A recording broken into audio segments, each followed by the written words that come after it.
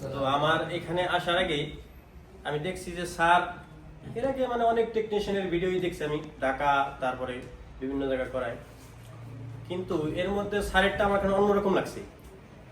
তো স্যার দেখতাম যে স্কেমেটিক দেখে দিয়ে কাজ শেখায়।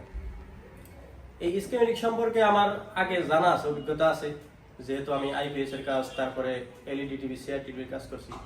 ওই স্কিমেটিক গুলো আবার ফ্রি দেয় একটা ওয়েবসাইট থেকে, প্রত্যেকদিন 10টা ডায়াগ্রাম ফ্রি ডাউনলোড করা যায়। সেরকম আমি ডাউনলোড করে কাজ করছি। তো সেই থেকে চিন্তা করলাম যে আসলে এই মোবাইলের লাইনগুলো তো আসলে দেখা যায় না, যেহেতু 6 লেয়ার পিসিবি। তো স্যার দেখতাম যে এই সুন্দর করে এই ডায়াগ্রাম বের করে কাজ করতেছে। তখন আমার মনে চিন্তা আসলো যে আসলে শিক্ষা তো আসলে কিভাবে শিখতে হবে সেই পথটাই হলো স্যার দেখা দিচ্ছে। আর শিখবো এটা তো আমি আমার ব্যক্তিগত অভিজ্ঞতা, যখন কাজ করবো এইভাবে আমি আস্তে আস্তে শিখবো।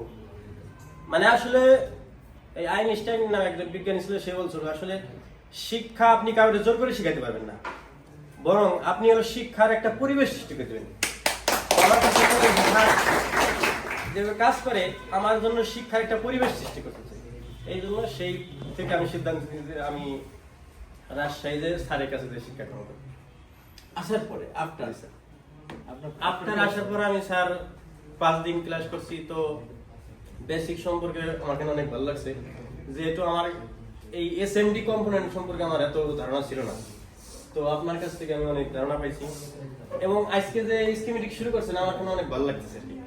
মানে যেটা উদ্দেশ্য ছিল আমাদের, স্যার স্কিমেটিক কবে শুরু করবে? স্কিমেটিকটা অ্যাডভান্সে নেওয়ার কারণ কি, মানে এত দ্রুত আমরা এটাতে হাত দিলাম কেন? আমরা প্রত্যেকটা চ্যাপ্টারে কাজ করতে গেলে স্কিমেটিক চার্জ করে যেন কাজ করতে পারি। একটা আইসি তৈরি হয়েছে, আইসির ভিতরে 100টা আপনার হচ্ছে লাইন দিয়েছে, তো 100টা লাইনেরই আলাদা আলাদা কাজ থাকতে পারে। প্রত্যেকটা লাইনকে আলাদা আলাদা ভাবে একটা একটা করে জাজমেন্ট করার আমাদের সক্ষমতা রয়েছে ইনশাআল্লাহ, সেটা আমরা যেন শিখতে পারি। কনফিডেন্টের কথা বলি, যে আপনার কাছে কি মনে হয় আপনি কতদিন থেকে এই সেক্টরে কাজ করছেন? আমি কাজ করার বয়স 2 বছর।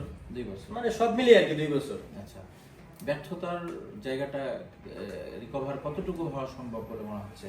ব্যর্থতার জায়গা আসলে স্যার, যেহেতু আপনি স্কিমেটিক দেখে কাজ শিখাইতেছেন আমাদেরকে, তো সেই ক্ষেত্রে আমরা মনে করি যে ব্যর্থতা আসলে বাদ, এটা অপশন বাদই দেওয়া উচিত। ও আচ্ছা, কারণ যদি আমি স্কিমেটিক পেয়ে যাই তাহলে আমার আর ওনার হচ্ছে মানে বাহ্যিক দৃষ্টিতে সে যে ভাবনাটা নিয়ে আসছে না, এটা আসলে মানে জেনুইন ভাবনা।